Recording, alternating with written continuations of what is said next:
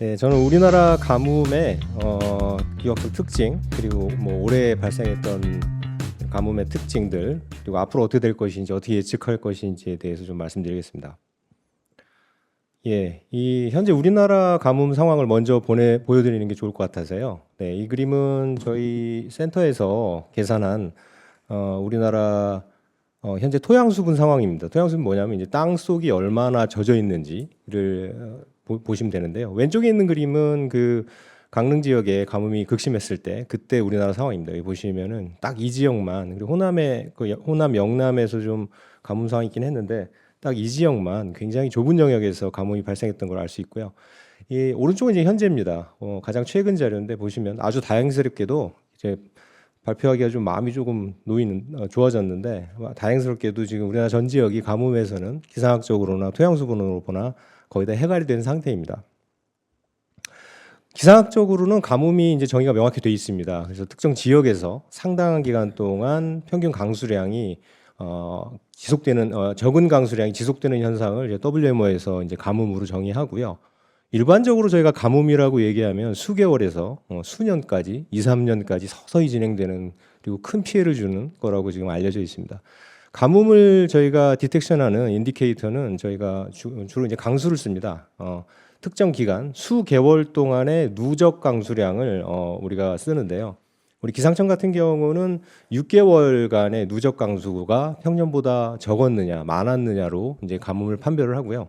어느 정도 이하로 이게 떨어지면 이제 가뭄이 시작된다고 봅니다. 6개월 누적 강수 지수라는 거에서 알 수 있듯이 상당히 긴 기간 동안의 가뭄 기간에 강수를 본다고 보시면 되겠는데요. 우리나라에는 올해 우리가 경험한 거랑은 좀 다르죠. 대개는 겨울이나 봄철 갈수기에 주로 이제 가뭄이 크게 디벨롭하고 발생해서 피해를 주게 됩니다. 기후변화에 따라서 최근 수십 년간 그러면 기후변화가 어떤 영향을 줬는지에 대한 최근 연구들인데요. 연구들에서 보면 저희가 올해 겪은 거랑 사실 좀 다릅니다. 보시면 지난 수십 년간 우리나라 같은 경우는 연간 총 강수량은 약간 증가하고 있습니다. 그리고 주로 이제 여름철 강수가 증가한 거고요. 이제 강수량의 계절적 편차가 심해져서 이제 가뭄의 위험도는 이제 계속 생기는데, 또 하나 이제 가뭄의 위험이라고 하면 이제 기온이 온난화로 인해서 기온이 뚜렷하게 상승하면 증발산이 증가하면서 겨울철과 봄철이 또 이 기온 상승률이 높거든요. 그때 봄철 이제 가뭄 위험이 높아지는 이런 특징이 있습니다.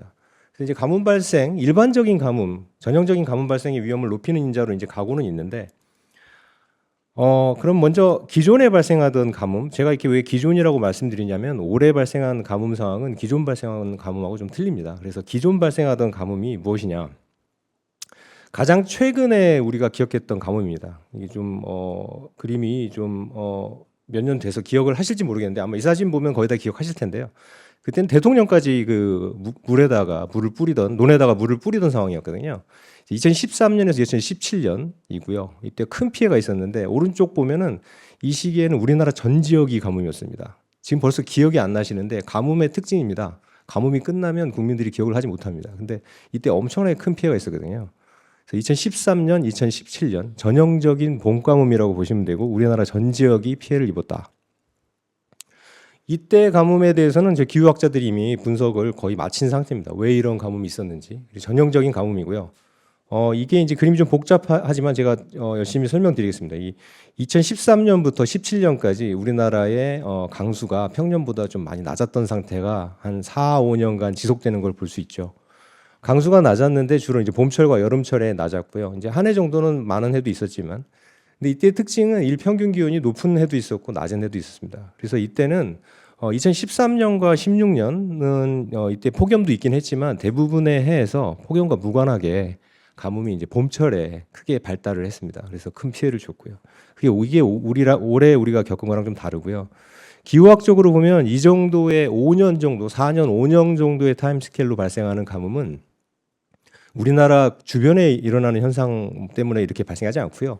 좀 전지구적인 현상입니다. 보시면 이때 같은 경우 우리나라에 이렇게 가뭄이 발생할 때 전형적인 패턴은, 이 그림은 좀 복잡하지만 태평양상에 이제 빨간색은 물의 온도입니다. 보시면 14년, 15년, 17년 태평양상의 중태평양상의 열대태평양상의 온도가 뜨겁고, 그리고 그 위의 지역 북태평양상의 온도가 차가울 때 이 해수면 온도 이것이 이제 큰 에너지를 갖고 있어서 대기에 큰 흐름을 만듭니다. 그래서 평균적인 흐름을 보시면 어떻게 되냐면 이런 흐름을 만듭니다. 그래서 우리나라 쪽으로는 북풍이나 북서풍, 북동풍 계열의 바람이 우세해지면서 좀 건조하고 비가 적게 오는 계열의 기후가 생기는데, 그래서 이런 현상이 한 4년, 5년간 꾸준히 지속돼서 가뭄이 계속 심화되고 봄철에 주로 피해를 준다, 이렇게 보시면 되겠습니다. 근데 올해는 이런 가뭄 패턴이 아닙니다. 그리고 여름이고요. 올해 발생했던 가뭄이 왜 특이했느냐? 올해 발생했던 가뭄은 불과 수주 만에, 우리가 이제 강릉 같은 경우는 인지한 지가 한 1개월에서 2개월 정도 만에 인지를 했는데요. 1, 2개월 만에, 수주 만에, 그리고 여름에, 그리고 또 영동 지방에만 아주 극한 가뭄으로 발생한 아주 특이한 상태고요. 이런 가뭄을 겪은 거는 우리나라 역사에 몇 번 되지 않습니다. 올해 가뭄의 본질은, 저희 기후학자로서 저희가 분석해 보면 올해 가뭄의 본질은 폭염입니다.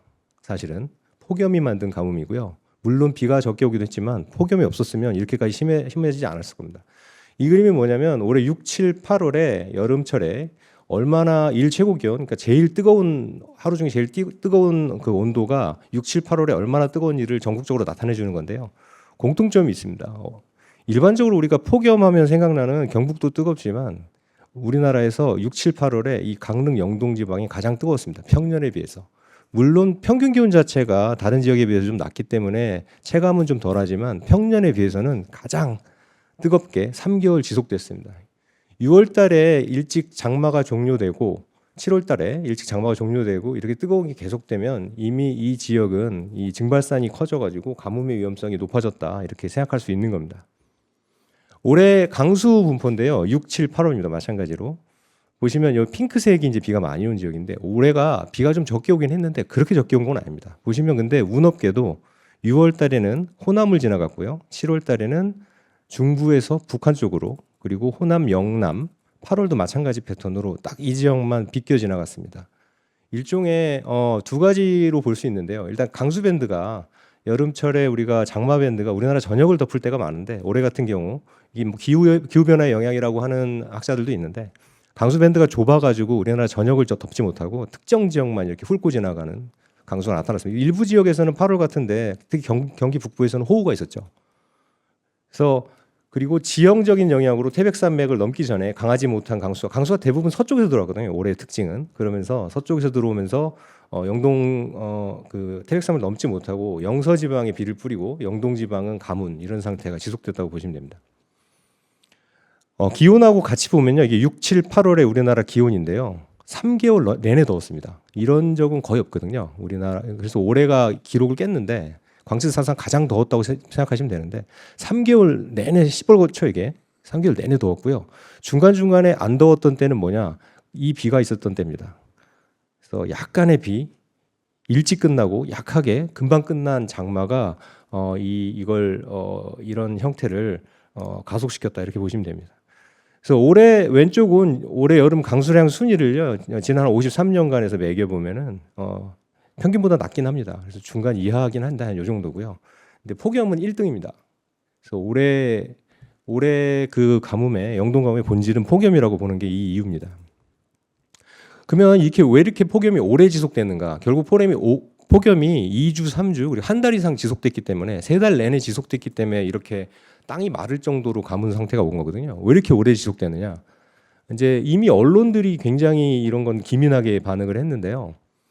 최근에 이제 이런 보도를 보셨을 거예요. 원래 우리 교과서에서는 북태평양 고기압이 우리나라를 덮으면 덥고 습하고 비가 많이 오고 뭐 이런 날씨잖아요. 근데 올해 이게 사실 이렇게 보도된 지 한 10년도 안 됐거든요. 티벳 고기압이라는 애가 나타납니다. 그리고 저는 이제 몽골 티벳 고기압이라고 부르는데 서쪽에서 고기압이 강화돼서 우리나라 쪽으로 들어옵니다. 그래서 이게 북태평양 고기압하고 만났을 때 어떤 현상이 발생하냐면 오래 갑니다. 이게 2주, 3주. 예전에 10년, 20년 전 폭염은 한 일주일 정도 더우면 좀 수그러들고 뭐 다시 더웠다가 수그러들고 이 정도인데 지금은 2주, 3주 갑니다. 뭐 언론에서 두 겹 이불을 덮었다 뭐 이런 표현을 쓰는데요. 상당히 일리가 있는 비유인데 그래서 한반도가 이런 형태가 나타나고요. 이런 형태가 신기하게도 최근 10년, 20년도 깁니다. 한 10년 최근에 나타나기 시작했습니다. 2주 이상 지속되는 폭염이 나타난 게 얼마 안 됐다. 이걸 말씀드리고 싶고요. 왜 이렇게 최근에 강해졌는가? 이거는 원인이 이제 티베트 몽골 지역에 있는데요. 이 지역은 우리보다 훨씬 더 강한 폭염과 가뭄을 겪고 있습니다, 지금. 그래서 이 지역은 되게 스케일 크게 폭염과 가뭄이 일어나면서 이 두 개가 서로 작용하면서 폭염이 너무 뜨거우니까 가뭄을 만들고 가뭄이 다시 폭염을 증폭시키고, 근데 여기서 끝나지 않고 이게 너무 뜨거우니까 상층 고기압을 만듭니다. 그래서 이게 고기압이 오래 가면서 저희는 이제 이게 지면대기 상호작용에 의해서 가뭄, 폭염이 강화됐다고 하는데 이게 최근에 굉장히 강화됐습니다. 그래서 이게 지역적인 문제가 아니라요, 유라시아 전역의 스케일입니다. 굉장히 큰 스케일이고요. 이 그림은 뭐냐면 최근에 유라시아에 나타나고 있는 방금 말씀드린 그 몽골, 티베트 고기압의 정체가 이건데요. 이 패턴을 나타내는 건데 이 패턴이 여기만 나타나는 게 아니라 최근에 연속적으로 이 서러시아의 고기압, 저기압, 고기압 이 패턴이 계속 반복적으로 나타나고요. 고기압이 나타나는 지역에서는 이 고기압은 2주, 3주 이상, 한 달 이상 가거든요. 한번 생기면. 그래서 그 지역에서는 폭염과 가뭄이 동시에 발생합니다. 그래서 이렇게 웨이브 프로포게이션 형태로 우리나라 쪽으로 오고 있고요. 우리나라는 나중에 설명드리겠지만 이 간접 영향권에서 이게 강해졌을 때, 우리나라 쪽으로 지탱했을 때, 그때 우리나라의 강력한 폭염과 가뭄이 나타나는 걸로 지금 보고 있습니다. 그래서 이렇게 정리하고 있습니다. 근데 이 메인 드라이버는 지구 온난화고요. 지구 온난화가 우리 지구 시스템에 있는 이 웨이브 모양의 자연 변동성을 건드립니다. 그래서 이게 증폭돼 가지고 나타나는 패턴이고 앞으로도 계속될 패턴입니다. 이게 좀 놀라운 그림인데요. 죄송합니다. 놀라운 그림인데 방금 제가 여기 고기압 패턴이 있다고 그랬잖아요. 이게 이 왼쪽이 그걸 나타내는 건데 2024년 작년도 엄청 더웠거든요. 작년도 기록이었는데 그 패턴이 그대로 나타났습니다. 이게 8월 올해 패턴입니다. 거의 동일하죠.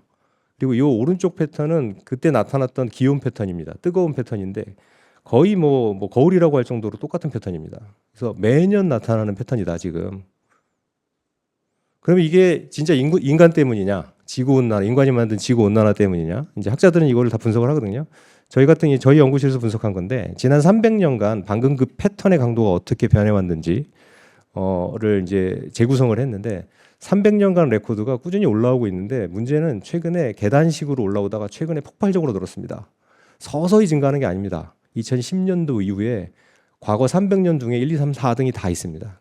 그러니까 이게 서서히 올라가는 게 아니라 갑자기 10년 만에 엄청 강해졌다. 그래서 이건 분명히 인위적 온난화에 의한 거다라고 말씀드리고요. 그래서 이게 어떤 영향을 주는가? 2000년 이전에 유라시아 지역에서 폭염과 가뭄이 발생하던 지도고요. 2000년 이후에 발생하던 지도인데 보시면 아예 그냥 폭염과 가뭄 지도가 바뀌었습니다.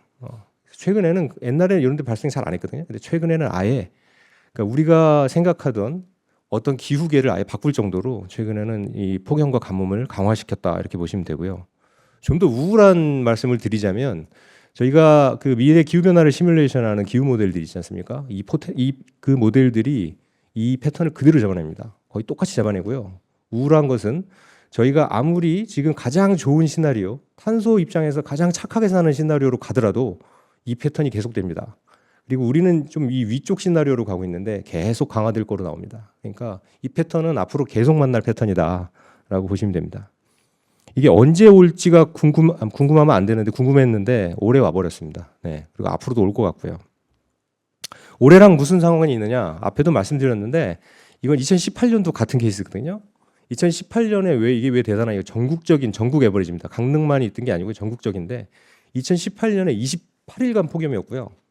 요 그림을 보시면 그때 토양 수분이 마르다가 더 이상 마르지 않는 지점이 발생합니다. 더 이상 마를 게 없다는 거죠. 가뭄입니다. 28일 만에 가뭄으로 들어갔습니다. 급성 가뭄입니다. 이게 요즘에 언론에서는 돌발 가뭄이라고 하고 여름에 기존에 10년 이전에는 없었던 가뭄입니다. 기존에 없었던 여름형 가뭄. 이게 앞으로 우리가 계속 만날 가뭄이고 올해 강릉에서 축소판을 봤다라고 보시면 됩니다. 네. 그래서 폭염형 급성 가뭄이라고 하고요. 폭염형 돌발 가뭄이라고 하고 높은 기온이 메인 드라이버고요. 문제는 수주 만에 발생하기 때문에 예측이 극도로 어렵습니다. 아까 말씀드린 일반적인 가뭄은 몇 년 디벨롭을 하기 때문에 어느 정도 예측할 수 있는데 이건 예측이 어렵습니다. 우리나라만의 추세가 아닙니다. 이미 전 세계 학자들이 경고하고 있고요. 이런 급성 가뭄, 일반 가뭄보다 이런 급성 가뭄이 발생할 경향이 훨씬 크다. 특히 동아시아 지역은 무조건 늘어난다라고 보고 있고요. 이건 우리나라에서 관측 자료로 만든 트렌드인데요. 우리나라 전역에서 급성 가뭄의 발생 위험이, 발생 빈도가 높아지고 있습니다. 그럼 급성 가뭄은 그럼 아까 그 봄철 일반 가뭄에 비해 좀 약한 거 아니냐? 절대 그렇지 않습니다.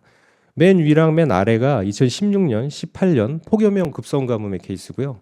중간께 아까 그 우리나라 일반적 가뭄, 봄철 가뭄 케이스입니다. 보시면 요 크기를 비교해 보시면 짧게 디벨롭했지만 폭염형 급성 가뭄, 여름 가뭄의 강도는 봄철 가뭄에 못지 않습니다. 굉장히 강하고요.